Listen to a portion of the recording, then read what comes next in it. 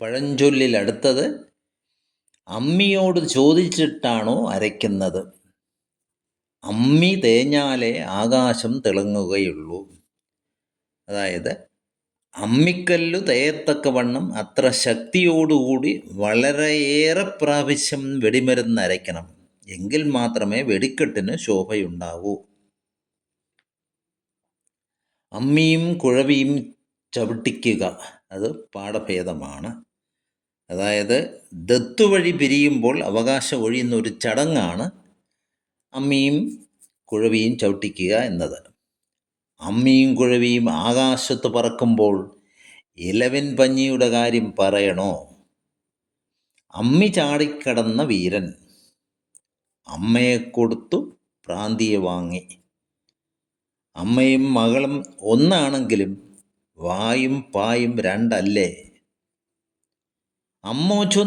അമ്മോച്ചൻ നിൽക്കുന്നിടത്ത് അമ്മോച്ചനും, പശു നിൽക്കുന്നിടത്ത് പശുവും നിൽക്കട്ടെ. അയൽക്കാരനെ സ്നേഹിച്ചാലും അയലത്തെ വേലി കളയരുത്. അയൽപക്കത്തെ ഒരു ഇലച്ചോറ് കളയരുത്. അയൽ വീട്ടിലെ ചോറ് കണ്ട് പട്ടിയെ വളർത്തുക. അയൽ വീട് എരിയുമെങ്കിൽ എൻ്റെ വീടും എരിഞ്ഞുകൊള്ളട്ടെ. അയൽ നോക്കിയേ കൃഷി ഇറക്കാവൂ. അയലോത്ത് വിളയിടണം, അത് പാഠഭേദം. അയ്മനം താഴുമ്പോൾ കുമ്മനം പൊങ്ങും, അയലത്തല അളിയനും കൊടുക്കയില്ല. അയ്യർ വരുന്നത് വരെ അമാവാസി നിൽക്കുമോ?